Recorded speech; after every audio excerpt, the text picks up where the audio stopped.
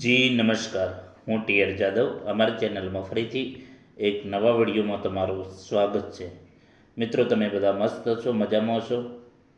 તમે જેનો ઇંતજાર કરી રહ્યા હતા, જેની રાહ જોઈ રહ્યા હતા, આરઆરબી ગ્રુપ ડી, જેમાં આપણે અગાઉ વાત કરેલી હતી 22,000+ જગ્યાઓ માટે, 22,195 જગ્યાઓ માટેનું નોટિફિકેશન જાહેર થઈ ગયું છે. તો તેના વિશે આ વિડીયોમાં ચર્ચા કરીશું. મિત્રો, લાયકાત ધોરણ 10 પાસ અથવા તો આઈટીઆઈ, મતલબ કે 10 પાસ હોય તો પણ તમે ફોર્મ ભરી શકો, આઈટીઆઈ હોય તો પણ તમે એપ્લાય કરી શકો. તો તેના વિશે આ વિડીયોમાં ડિટેલમાં ચર્ચા કરીશું. તો ચાલો સ્ટાર્ટ કરીએ મિત્રો. તો અહીં તમે જોઈ શકો છો એનું જે નોટિફિકેશન, જે government of India, ministry of railway recruitment board, જે CEN નંબર 9/2025, લેવલ 1 છે, બરાબર. જે પે મેટ્રિક્સ છે 7. તો અહીં જે મહત્ત્વની તારીખો છે, date of indicative notice in employment news 27/12/2025ના રોજ જાહેર થયું હતું. Opening date and time of online submission of application 31/1/2026 રાત્રે 12 કલાકે, એટલે ફોર્મ ભરાવાનું ચાલુ થઈ ગયું છે હાલ. Closing date and time online submission of application, એટલે છેલ્લી તારીખ 2/3/2026 છે. Last date of application fee payment, છેલ્લી તારીખ કઈ છે ફી ભરવા માટેની, તો જે છે 4/3/2026. Date and time of modification windows for correction in application form with payment of modification fee, એટલે કે 5/3/2026 થી 14/3/2026.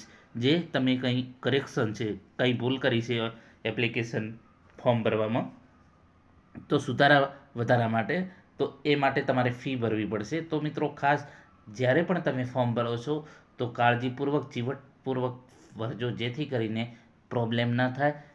એટલે જો ના ખબર પડે તો 2 થી 3 વખત જે નોટિફિકેશન છે વાંચી લેજો. નોટિફિકેશન આપણી ટેલિગ્રામ ચેનલમાં તમને એ PDF મળી જશે. ટેલિગ્રામ ચેનલની લિંક પણ આપણે ડિસ્ક્રિપ્શનમાં મૂકી દઈશું, તો એમાં તમે જઈને એનું નોટિફિકેશન મેળવી શકશો. અથવા તો જે આરઆરબી અમદાવાદ, અલગ અલગ વેબસાઇટ, જેની જે વેબસાઇટ છે RRB recruitment, railway recruitment board, બરાબર, તો તેમાંથી પણ તમે મેળવી શકશો. Dates during which eligible scribe candidate must provide their scribe detail in the application portal. તો 15/3/2026 થી 19/3/2026ના રોજ જાહેર થઈ જશે. હવે વાત કરીશું ડિટેલ ઓફ વેકેન્સી જે છે 22,195 ટોટલ જગ્યાઓ છે, જે તમે જોઈ શકો છો. જેમાં એજ લિમિટની વાત કરીશું 18 થી 33 વર્ષ. તમે મતલબ કે તમારે 18 થી 33 વર્ષ હોય તો તમે ફોર્મ ભરી શકશો. જે બિન અનામત, સોરી મિત્રો, અનામત જે કેટેગરીના ઉમેદવારોને છૂટછાટ છે એ હમણાં આપણે વાત કરીશું. 18,000 બેઝિક પગાર છે, અને બીજો અન્ય ભથ્થાઓ મળતા 25,000 થી 30,000 તમને મળવાપાત્ર છે. અને એના પછી તમારું સિલેક્શન થયા ગયા પછી અંદાજિત 8મો પગાર પંચ શાયદ લાગુ થઈ જશે, તો તમારો બેઝિક પગાર 50,000 થી 60,000 થઈ શકે, બરાબર. એટલે આ મહત્ત્વની 10 પાસ ઉપર જાહેરાત છે, તો ફોર્મ ભરી દેજો. અને અહીં તમને કંઈ કેન્ડિડેટ કંઈ તમને ક્વેરી હોય તો એ ક્વેરી રિલેટેડ તમે મેલ કરી શકશો, અથવા તો ફોન નંબર આપેલો છે એ પર તમે ફોન પણ કરી શકશો. સમય આપેલો છે 10 AM થી 5 AM, એટલે કે સવારે 10 થી 5 વાગ્યા સુધી તમે વર્કિંગ ડે, બરાબર, રજાઓના દિવસે નહીં તો ઘણા રજાના દિવસે રવિવારે પણ ફોન કરશે. રજાના દિવસો બાદ કરતાં જે વર્કિંગ દિવસો છે એ દરમિયાન તમે કોલ્સ કરી શકશો, અથવા તો આ મેલ કંઈ પ્રોબ્લેમ ક્વેરી છે તો તમે મેલ થ્રુ પણ એના દ્વારા પણ જણાવી શકશો. વાત કરીશું જે સ્ટેજ ઓફ એક્ઝામ, બરાબર, તમારી CBT છે, એના પછી તમારું જે છે ફિઝિકલ ટેસ્ટ માટે બોલાવશે. તો ફિઝિકલ ટેસ્ટમાં અહીં જોઈએ, ફિઝિકલ એફિશિયન્સી ટેસ્ટ માટે 3 ગણા બોલાવવામાં આવશે, જેટલી જગ્યાઓ છે, એટલે અંદાજે 66,000+ લોકોને બોલાવવામાં આવશે, બરાબર. મેડિકલ જે ફિટનેસ સ્ટાન્ડર્ડ છે, તો મેડિકલ સ્ટાન્ડર્ડમાં તમે અહીં જોઈ શકો છો જે આપેલું છે A2 A3 B1 C3 બરાબર. તો એ પ્રમાણે અહીં આપેલું છે. જે વેકેન્સી છે તો એ પ્રમાણે આપેલું છે. મેડિકલ સ્ટાન્ડર્ડ તો એનો પણ આપણે જોઈશું. જે વિઝ્યુઅલ એક્ટિવિટી અહીં તમે જોઈ શકો છો, ડિટેલ આપેલી છે. જો તમારે વધુ માહિતી માટે જોઈતી હોય તો આપણે અલગથી એક વિડીયો બનાવીશું, તો કોમેન્ટ બોક્સમાં જણાવજો. એના પછી વાત કરીશું જે એજની વાત કરીશું, તો 18 થી 33 વર્ષ જનરલ માટે અને ઈડબ્લ્યુએસ માટે જે જન્મ ક્યારે હોવું જોઈએ, મતલબ કે 2/1/1993 જેનો જન્મ થયેલો હોય એ લોકો ભરી શકશે. પછી ઓબીસી એનસીએલ જે નોન ક્રિમિનલ સર્ટિફિકેટ જમા કરાવશે બરાબર, તો એમને 2/1/1990 વાળા ભરી શકશે. એસસી એસટી 2/1/1988 વાળા પણ ભરી શકશે. અને લોઅર લિમિટની વાત કરીશું તો લોઅર લિમિટ 1/1/2008 બરાબર, 1/1/2008 એના પછીના ફોર્મ નહીં ભરી શકે. 1/1/2008 પહેલાંના જે છે કેન્ડિડેટ એ ફોર્મ ભરી શકશે બરાબર. અહીં છૂટછાટ આપેલી છે જે તમે જોઈ શકો છો. ઓબીસી નોન ક્રિમિનલ સર્ટિફિકેટ માટે જે નોન ક્રિમિનલ જેમણે રજૂ કરશે એ લોકો ઓબીસીમાં 3 વર્ષ છે, એસસી એસટી 5 વર્ષ છે, એક્સ સર્વિસમેન બરાબર, તો એ લોકોને 3 વર્ષ છે બરાબર. કેટેગરી વાઇઝ તમે જોઈ શકો છો. એ રીતે બીજું પણ અન્ય પણ આપેલા છે, એ પ્રમાણે તમે જોઈ શકો છો. એના પછી વાત કરીશું એજ્યુકેશન ક્વોલિફિકેશન. તો આગળ આપણે જોઈશું. તો જે એજ્યુકેશન ક્વોલિફિકેશન છે તમારે 10 પાસ ઉપર તમે ફોર્મ ભરી શકશો બરાબર. તમે આઈટીઆઈ કર્યું છે તો પણ, ડિપ્લોમા ડિગ્રી જે પણ કર્યું છે તો એ પણ ચાલશે. કારણ કે એના પછી જે ડિપાર્ટમેન્ટલ એક્ઝામ આવીને તમારું પ્રમોશન થવાની શક્યતા છે.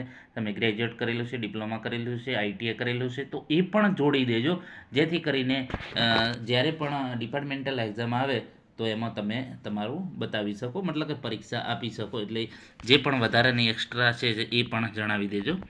જે અહીં તમે જોઈ શકો છો અલગ અલગ જે આપેલું છે, જેમાં અહીં તમે જોઈ શકો છો ધોરણ 10 પાસ અથવા તો આઈટીઆઈ અથવા તો ગ્રેજ્યુએટ, એટલે કે તમે મિનિમમ તમે ધોરણ 10 પાસ હોવા જોઈએ. બીજી જે એક્સ્ટ્રા છે એમાં પણ તમે મતલબ કે એ બતાવી શકો છો.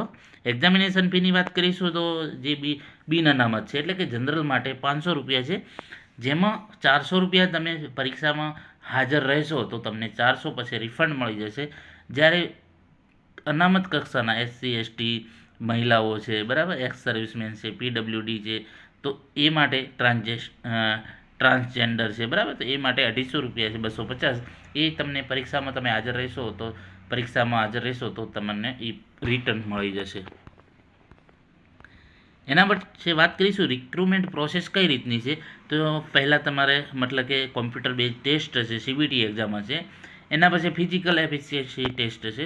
ફિઝિકલ કોમ્પ્યુટર એક્ઝામ આપશો એમાં 3 ગણા બોલાવશે બરાબર, ફિઝિકલ માટે બરાબર, ફિઝિકલ એક્ઝામિનેશન. એના પછી તમારે ડીવી થશે અને ડીવી પછી તમારું મેડિકલ હશે. મેડિકલમાં મોસ્ટ ઓફલી વાંધો નહીં આવે, એટલે કે અમુક ઇન કેસ જ ખાલી નામ પૂરતું છે, એટલે એની ચિંતા ન કરતા બરાબર.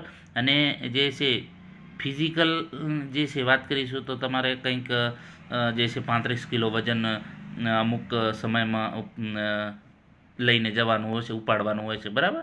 તો એ પ્રમાણે ફિઝિકલનું હોય છે, એટલે લગભગ એમાં વાંધો. ખાસ તમારે સીબીટી ક્લિયર કરવાની, પછી ફિઝિકલનું જે છે તમારે એની પ્રયત્નો કરવાના, મતલબ કે એના પ્રેક્ટિસ કરવાની, તો તમને વાંધો નહીં આવે. એ ડોક્યુમેન્ટ વેરિફિકેશન એમાં પણ તમારે ડોક્યુમેન્ટ બધા બરાબર હશે તો વાંધો નહીં આવે. મેડિકલમાં પણ ખાસ એવું મતલબ કે ઘણા નથી ઉડતા, અમુક જ એવા કંઈક અમુક કેસ હોય છે તો પ્રોબ્લેમ આવે છે, એટલે વાંધો નહીં આવે. હવે જે છે એક્ઝામ જે સિલેબસ વાત કરીએ, એક્ઝામ ડ્યુરેશન જે છે 90 મિનિટ હશે, એટલે કે તમારે 1.5 કલાકનો સમય આપશે. જેમાં જનરલ સાયન્સ 25 માર્ક્સનું, મેથેમેટિક્સ 25 માર્ક્સ છે, general intelligence and reasoning 30 marks છે, general awareness and current affairs 20 marks છે. ટોટલ 100 માર્ક્સનું તમારું સીબીટી હશે. સીબીટી પછી તમારું ફિઝિકલ ટેસ્ટ હશે, એના પછી ડીવી છે, એના પછી મેડિકલ હશે. આ રીતે તમારે, અને નેગેટિવ માર્કિંગ પણ છે 1/3, એટલે કે 0.33 માર્ક્સ તમારા કપાશે. એમાં જે minimum percentage of marks of shortlist various in community બરાબર, જનરલ માટે તમારે 40% લાવવાના રહેશે, ઈડબ્લ્યુએસ માટે 40%, ઓબીસી જે નોન ક્રિમિનલ સર્ટિફિકેટ આપશે તો એ લોકો માટે 30%, અને SC ST 30%, બરાબર. તો એ પ્રમાણે તમારે આમાં પાસિંગ માર્ક્સ તમારે લાવવાના ફરજિયાત છે. ક્વેશ્ચન ટાઈપ એન્ડ સિલેબસ, તો અહીં તમે જોઈ શકો છો ક્વેશ્ચન જે ઓબ્જેક્ટિવ ટાઈપનું હશે એમાં મેથેમેટિક્સ સિલેબસ કમ્પ્લીટ આપેલો છે. જનરલ ઇન્ટેલિજન્સ એન્ડ રિઝનિંગ એનો પણ આપણે અગાઉ પણ વિડીયો બનાવેલો છે ડિટેલમાં, જે સિલેબસ છે અહીં પણ આપેલો છે. જનરલ સાયન્સમાં કયા કયા ટોપિક આવશે, બરાબર, એ પણ ધોરણ 10ના લેવલનું જ હશે, એટલે ચિંતા નહીં કરવાની. જેમાં the syllabus under the cell cover physics, chemistry and life science of 10th standard level, બરાબર, ધોરણ 10ના સમકક્ષ હશે. જનરલ અવેરનેસ એન્ડ કરંટ અફેરનેસ, એમાં કરંટ અફેર્સ, બરાબર, સાયન્સ, ટેકનોલોજી, સ્પોર્ટ હશે, કલ્ચર હશે, પર્સનાલિટીઝ હશે, ઇકોનોમિક, પોલિટિક, બરાબર. તો એ ટાઈપનું હશે. એના પછી અહીં વાત કરીશું ફિઝિકલ એફિશિયન્સી ટેસ્ટ માટે. તો અહીં 3 ટાઈમ્સ ઓફ, એટલે કે 3 ગણા એમાં બોલાવવામાં આવશે મેલ અને ફિમેલ કેન્ડિડેટ માટે જે છે, બરાબર.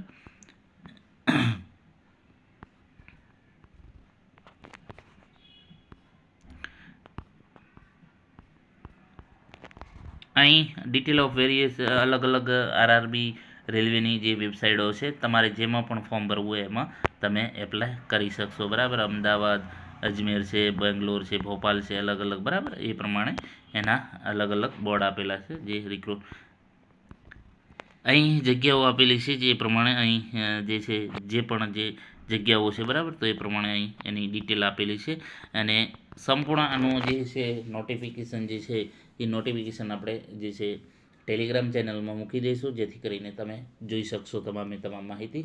અને જે છે ફોર્મ ભરો તો ખાસ ધ્યાન રાખજો, કંઈ ભૂલ ન થવી જોઈએ. જો ભૂલ થશે તો તમારું આખું રિજેક્શન થશે, બરાબર. એટલે ગમે એટલી તૈયારી કરેલી છે, પરંતુ જો તમે ફોર્મ્સ વ્યવસ્થિત નહીં ભરો, ફોર્મમાં કંઈક ભૂલ હશે તો તમારું આખું બધું જે છે તમે ગમે એટલી તૈયારી કરશે, પાસ થયેલા હશો તો પણ એ બધું કંઈ કામનું નહીં. એટલે ખાસ તમે ફોર્મ ભરતી વખતે ખાસ ધ્યાન રાખજો. કોઈ પણ બીજે ફોર્મ ભરાવો તો પણ તમે બાજુમાં બેસીને જ ફોર્મ ભરજો. કોઈ પણ ડોક્યુમેન્ટ જે છે પણ એ તમામે તમામ માર્ક્સ, ટકા જે પણ હોય એ પ્રમાણે વ્યવસ્થિત લખવું, જેથી કરીને તમને પ્રોબ્લેમ ન થાય. તો મિત્રો, આ વિડીયોમાં એના વિશે ચર્ચા કરી. જો વિડીયો પસંદ આવ્યો તો લાઇક, શેર અને મિત્રો ચેનલ સબસ્ક્રાઈબ કરવાનું ન ભૂલતા. અને બીજી પણ માહિતી હવે સિલેબસ પ્રમાણે આપણે વિડીયો બનાવવાનું ચાલુ કરી દીધેલું છે, અને ફરીથી હવે નેક્સ્ટ ચાલુ થઈ જશે, બરાબર.